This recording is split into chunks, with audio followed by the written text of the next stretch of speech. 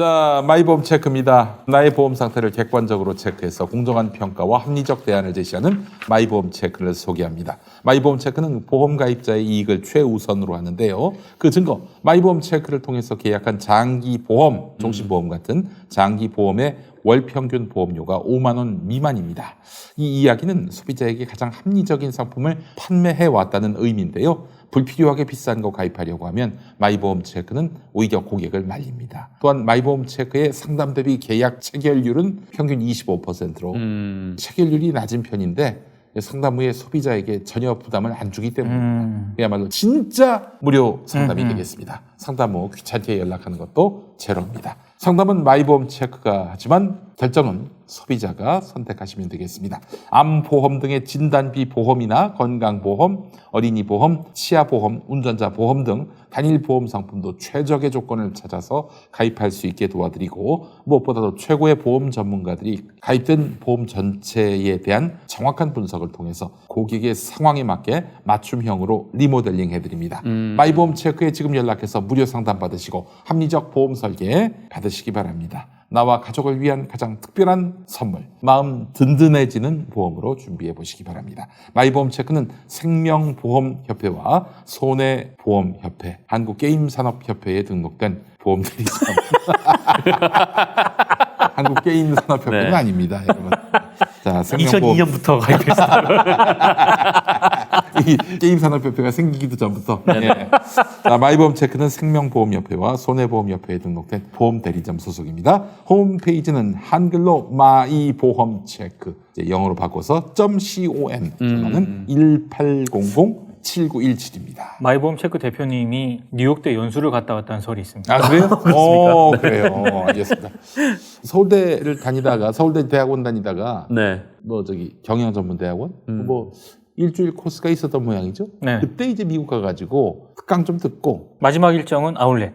아울렛도 가고, 뮤지컬도 보고, 관광도 하고. 근데 그거를 서울대 전문대학원, 경영전문대학원 거기에 어떤 한 코스였는데 프로그램 가운데 하나인데 그걸 따로 떼어가지고 이걸 경력상에 집어넣었다. 마치 뉴욕대에 자기가 입학을 해가지고 거기서 무슨 전공과정을 이수한 것인 양 이렇게 뻥을 치는.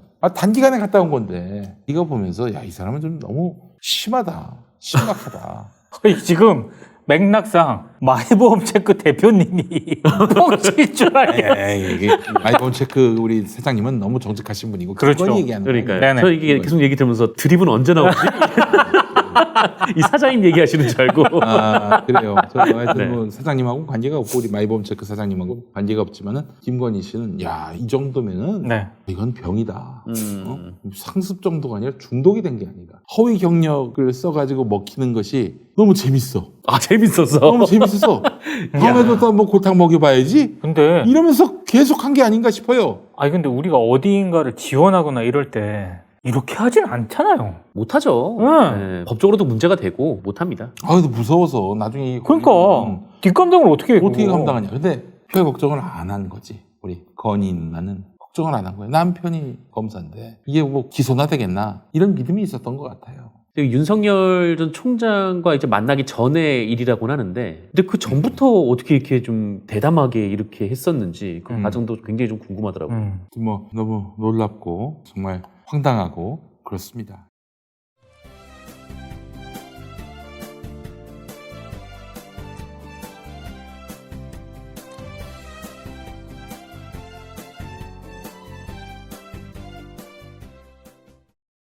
오늘 정상근 기자님 어떤 얘기 해볼까요? 저는 일단 좀 MBN 얘기를 먼저 좀 해볼까 하는데요.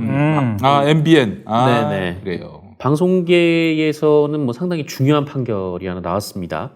서울행정법원에서 지난주 금요일에 MBN이 방송통신위원회를 상대로 낸 방송채널 사용사업 재승인 처분 부관 취소 청구 소송. 네, 이름이 굉장히 긴데. 길죠. 네. 근데 어쨌든 이제 방송통신위원회가 이제 조건부 재승인으로 MBN을 다시 허가를 해줬는데 그 조건이 너무 과도하다라고 걸었던 소송이에요.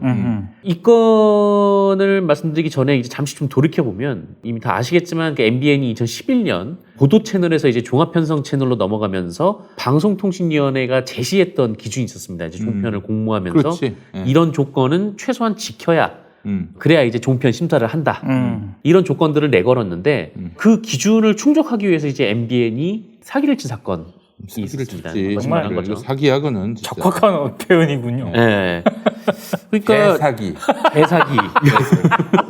아니 이런 사기는 이게 네. 고등 언론사에서 할 수 있는 사기가 아니에요. 맞아요. 맞습니다.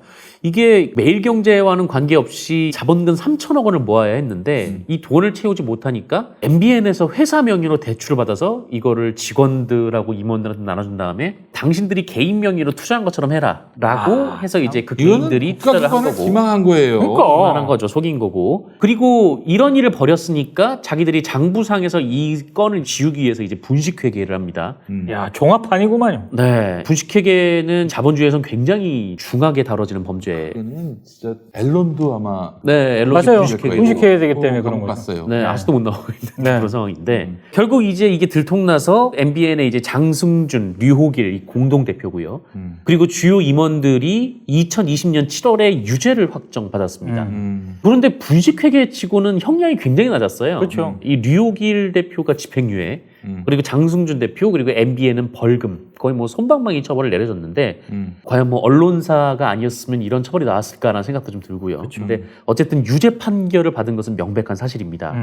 그리고 만약에 이 불법 충당이 없었다면 종편 승인이 나지 않았을 가능성이 높기 때문에, 왜냐면은 이게 없으면은 이게 안 되면은 아예 지원도 못 했었거든요. 아주 기초적인 부분이었기 때문에 이 행위가 없었다면 종편 승인도 나지 않았을 것이 명백했기 때문에 MBN의 승인을 취소해야 된다. 이런 비판이 굉장히 좀 많았죠. 그런데 지난해 10월 말이었죠. 이 방송통신위원회가 이 MBN의 승인을 취소하는 대신 6개월의 유예 기간을 두고 그리고 이제 6개월 동안, 그 이후로 6개월 동안 방송을 금지하는 행정처분을 의결을 합니다. 네. 이 방송령 시행법에 따르면 부정한 방법으로 승인을 받은 경우 승인 취소를 처분 기준으로 두고 처분을 해야 된다. 그러니까 한마디로 이제 부정한 방법으로 승인을 받았으면 승인을 취소해야 된다라는 규정이 분명히 있는데 그런데 방송통신위원회가 이제 합의를 통해서 승인 취소가 아니라 6개월 방송 정지라는 징계를 내린 거죠. 네. 물론 방송계에서는 그것도 상당한 중징계이긴 합니다만 네. 어쨌든 그때 이제 받아들였던 논리가 5년 이상 모범적인 방송을 해온 경우는 감경할 수 있다. 네, 이런 MBN 측의 주장을 받아들였어요. 근데 이 논리에 따르면 앞으로는 어느 방송사도 취소를 할 수가 없는 그렇죠. 거죠. 그리고 이제 한편에서는 또 얘기가 나왔던 게 이게 만약에 승인 취소까지 가면은 행정권 남용으로 평가를 받을 수 있다. 그러니까 한마디로 이제 MBN이 100% 이걸 행정법원에 걸 텐데 행정법원에서 이거 좀 승인 취소는 너무 과도하다고 보지 않겠냐. 이 만약에 이 행정 처분이 좀 나쁘다, 잘못됐다라고 재판부의 판결이 나올 경우 방송통신위원회가 좀 부담이 된다. 이런 논리도 있었거든요. 그렇다고 해도 뭐 나오지 않은 판결 걱정 때문에 이렇게 원리 원칙을 행사하지 못했다. 뭐 이건 뭐 분명히 문제가 있었다고 봅니다만 어쨌든 이런 얘기들도 좀 있었단 말이죠. 그런데 어쨌든 이 조건부 재승인으로 이제 결정이 났는데 그 이후로 이 징계와 별도로 이 재승인 과정에서는 조건부 재승인으로 결정이 났는데 MBN은 그 6개월 징계에 대해서 소송을 제기했고 이 조건부 재승인에 대해서도 소송을 제기를 했습니다. 그러니까 얘네들은 뭐 전혀 이제 반성을 하지 않았던 거예요. 어쨌든 이 행정소송이 제기가 됐고 그때 이제 MBN이 했던 게 뭐냐면 이 MBN이라는 방송이 중단되면은 이 프로그램 제작에 종사하는 3,200명의 고용이 불안해지고 900명의 주주들이 큰 피해를 입는다 이렇게 주장을 했어요. 그러니까 MBN 경영진이 잘못한 거를 지금 프로그램에 종사하는 3,200명의 고용 불안으로 지금 볼모를 잡고 그렇죠. 네, 행사를 한 그런 셈이죠. 어쨌든 이제 관련해 소송이 시작이 됐는데 그 중에서 조건부 재승인에 대한 재판 결과가 지난주 금요일에 나온 겁니다. 그리고 결과는 MBN의 패소로 결정이 났어요. 그래서 이때 이제 재판부가 분명히 얘기를 했는데 뭐라고 얘기를 했냐면 원래대로 하자면 승인 처분이 날 수가 없는데 승인이 됐고 방통위가 승인 취소 대신에 재승인을 하면서 지금 MBN이 불만이 가지고 있는 이 조건들이 부과가 된 것이다. 그렇죠. 라고 얘기를 해요. 그러니까 한마디로 너네 이걸로 승인 취소되는 건데 방통위가 이런저런 조건 달아서 봐준 거니까 깝치지 말고 가만히 있어라. 이 정도 판결로 볼 수 있는데 이렇게 되면 좀 결과론적인 얘기이긴 하지만 이게 정말 아쉬운 거죠. 그러니까 법원도 이게 승인 취소가 마땅하다고 본 건데 그렇죠.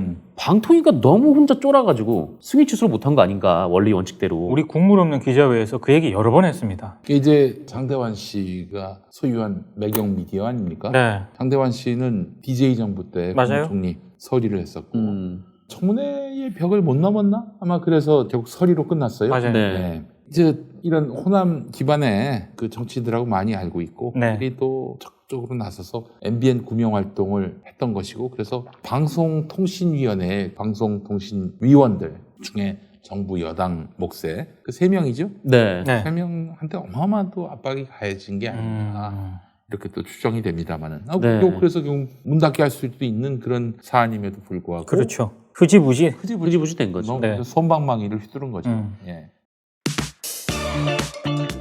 용디의 새로운 도전 썬데이 용인 8090 세대를 위한 라떼 월드를 열다 썬데이 용인 사건과 실화 화제의 인물 음악과 영화 모든 장르를 총망라한 썬데이 용인 9월 5일 팟빵에서 공개됩니다.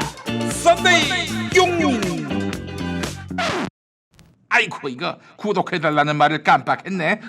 썬데이 영민 구독 썬데이 구독 부탁드립니다.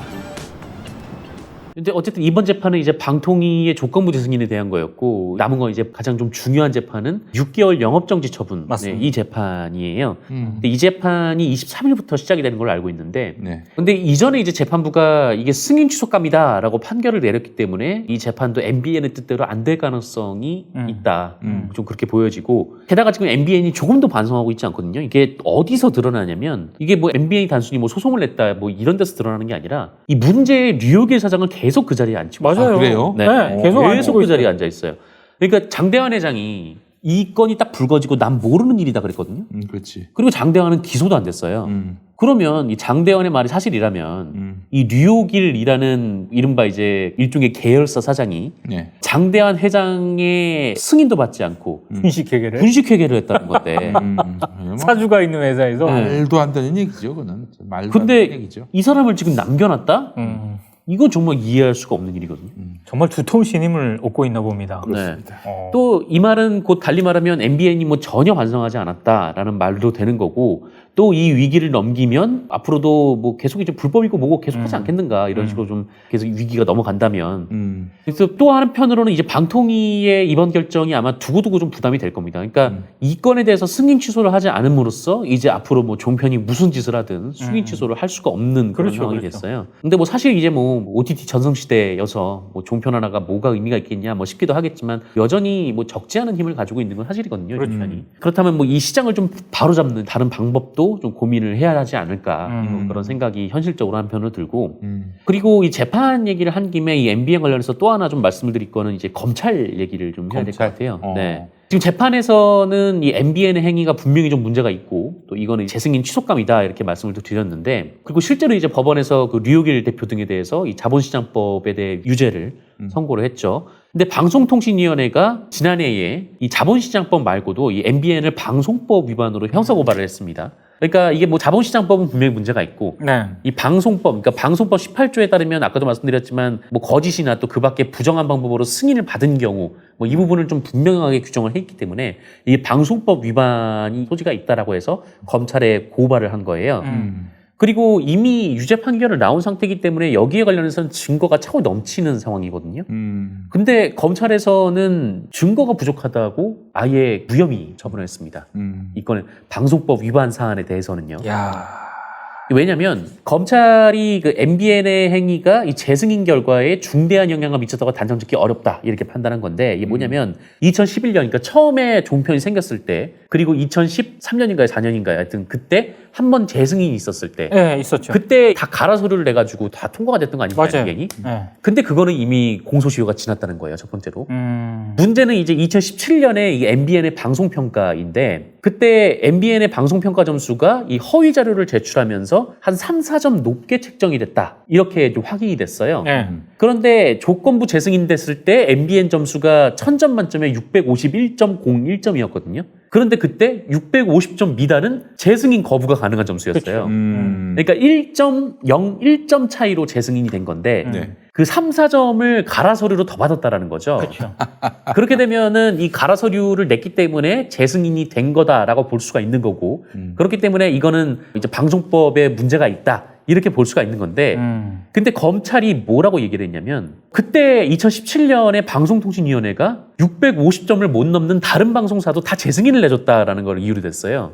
조건부호가 네. 네. 그때 TV조선이 650점이 안 맞아요. 됐고 네. 또 채널A가 650점이 안 됐거든요. 여기도 원리 원칙대로 처리를 했으면은 MBN 것도 이번에도 원리 원칙대로 처리를 하기로 그러니까 했었는데 이제 방통위가 그때 뭐 사실 2017년 방통위는 이제 박근혜 정부 때 구성된 방통위긴 했습니다만 검찰이 이런 식으로 실드 치고 하는 것도 말이 안 되지만 저는 원죄는 방통위 쪽에 있다고 봐. 아니 지금 우리 종편에 대해서 한번 좀 심각하게 생각할 필요가 있을 것 같은데요. 지금 미디어 시장이 종편 때문에 황폐화된 것은 맞잖아요. 맞죠? 맞죠. 한번 짚어보도록 하겠습니다. 2011년에 이제 종편이 생겼단 말이에요. 2011년에 그 당시에 종합편성 채널을 무려 4개나 허가를 했어요. 2011년에. 그렇게 되면은 시장에 광고 파이는 한계가 있는데 그런 고리 없이 그냥 조중동 매 한 대 준 거 아닙니까? 네. 연합뉴스 TV도 줬으니까 조중동 매연. 거기는 이제 매연. 네. 보도 근데- PPA 형식으로 준 거죠. 그래서 이렇게 4개를 허가를 하면서 조중동 매를 지상파 방송 광고 수익이 연평균 4.3% 축소됐습니다. 네. 10년 동안 그럼 한 40% 줄었다는 얘기 아닙니까? 게다가 또 방송발전기금 면제, 의무 전송 채널 지정, 앞번호 배치, 네. 또 모신문, 조중동 매하고 결합해서 판매할 수 있게끔 광고를. 이거 엄청난 특혜거든요. 그러니까 이거 말도 안 이거는 되는 상상을 넘어서 네. 상식을 초월한 특혜예요. 다 특혜인데 결정적으로 황금 채널이에요. 황금 채널. 음. 채널 앞부분에 배치한 거. 그래서 지금 지상파 같은 경우에는 광고비 점유율을 그만큼 또 낮출 수밖에 없었고 종편 직전에는 24.4% 정도였던 지상파 TV의 시청률이 2017년에 11.2%로 절반 이하로 쪼그라들었어요. 지금 제가 말씀드린 거는 시청률이 아니라 광고비 점유율. 광고비 점유율이 펑 떨어졌네. 24.4에서 11.2로 쪼그라들었어요. 그러니까 수입이 반 이상 줄었다는 반토막 났다는 얘기네요. 그리고 지상파 그때부터 이제 방송이 이상해지고 그렇죠. 영향을 받죠. 퀄리티도 떨어지고 새로운 기획도 못하고 빈사 상태가 돼버리는 거죠. 그래서 제가 관련한 칼럼을 하나 썼는데 CBS를 상대로 해가지고 CBS 요즘 사장이 자기는 차별금지법을 반대한다. 동성애 반대한다. 내부에서도 우려를 하더라고.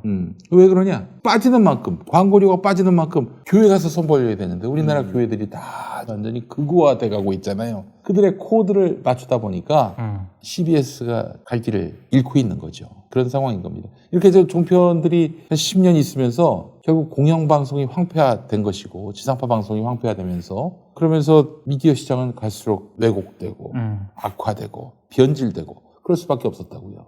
그래서 이 정부에서 민주 종편을 추진 못했다면은 공영방송을 잘 살리는 방향으로 갔었어야 했는데 그 종편에 대해서 뭐 손 하나 털끝 하나 건드린 게 있습니까? 없잖아요. 그럼 여기까지 온 거지 뭐.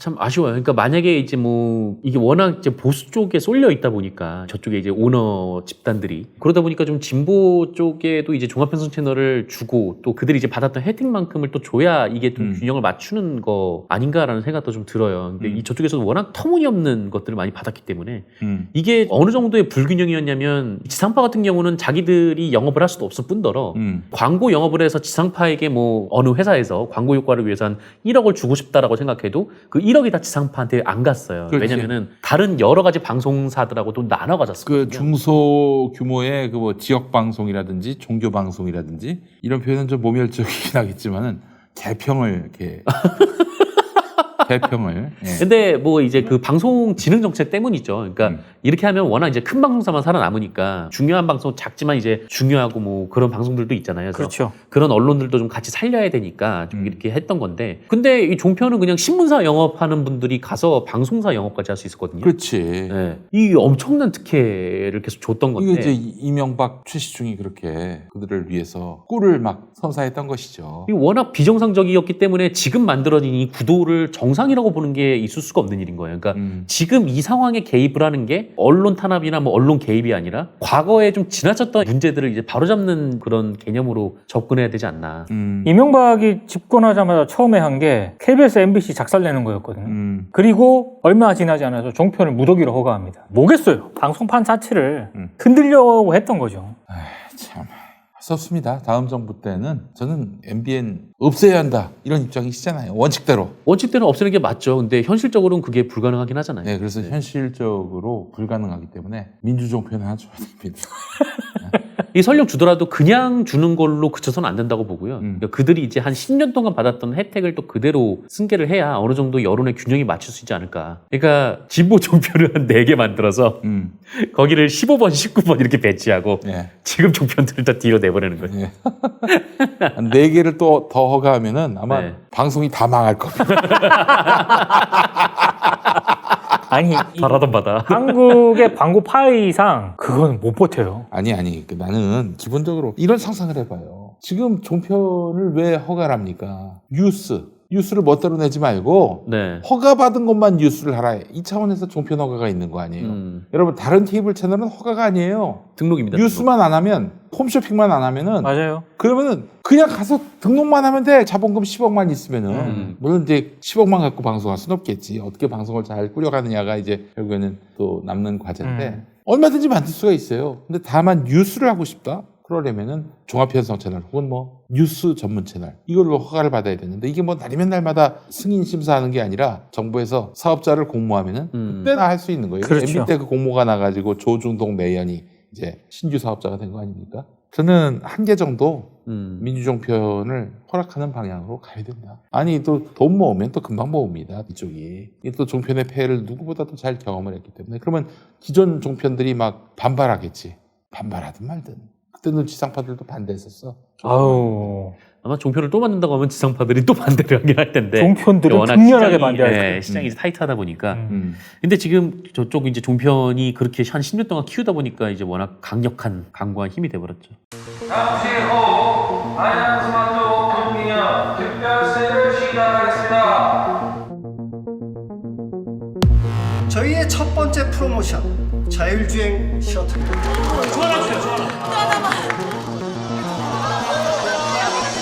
이번 달 야심차게 준비한 프로모션 제품들입니다. 모두 무료로 제공해드리겠습니다. 렛츠고!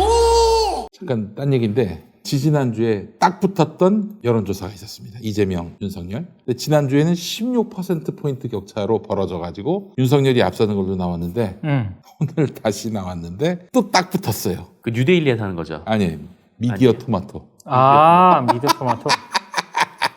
이거는 개그를 하려고 그러는 게 아닌가 하는 생각이 듭니다. 어떻게 이런 여론조사가 한 있어요? 5명한테 물어보는 거 아니에요? 5명한테 물어봐도 이렇게 일주일 사이에 급격하게 바뀔 수 있을까요? 아니 11월 17일에 윤석열이 50%가 넘었거든요. 아유 그래 여론조사도 참 문제입니다. 문제예요. 그래서 김용민이가 여론조사 회사를 한번 좀 만들어. 왜 웃어? 왜 웃어? 얘기하면 웃더라 사람들이. 웃을 이유가 뭐가 있어? 난 정확하게 하겠다는 얘기예요. 와, 이 조만간 안 만드는 업체가 있어. 여론조사. 이거 물어봐시고 확장 아닙니까? 만든다면 회사 명은 뭘로 합니까? 양촌 리서치. 양촌 리서치. 네. 예. 아니 양촌 리서치 가능합니다. 네. 경향신문이 있는데 서울하고 지방 네. 그래서 경향 신문 아닙니까? 어. 네. 양촌 리서치. 여러분 좀 도와주시겠어요? 뭐 저기 댓글 한번 보겠어요. 댓글 하면 내가 저 1월에 깃발 들고 모금해가지고 나는 여론조사 잘 모르지. 그리고 이은영 소장님 휴먼앤데이터 아, 네네. 이분하고 좀 함께 합작을 해가지고 기계가 그렇게 비싸지 않대요. 근데 중요한 거는 이제 설계하는 그렇죠. 또 설문 짜는 그리고 분석하는 여론조사 전문가들.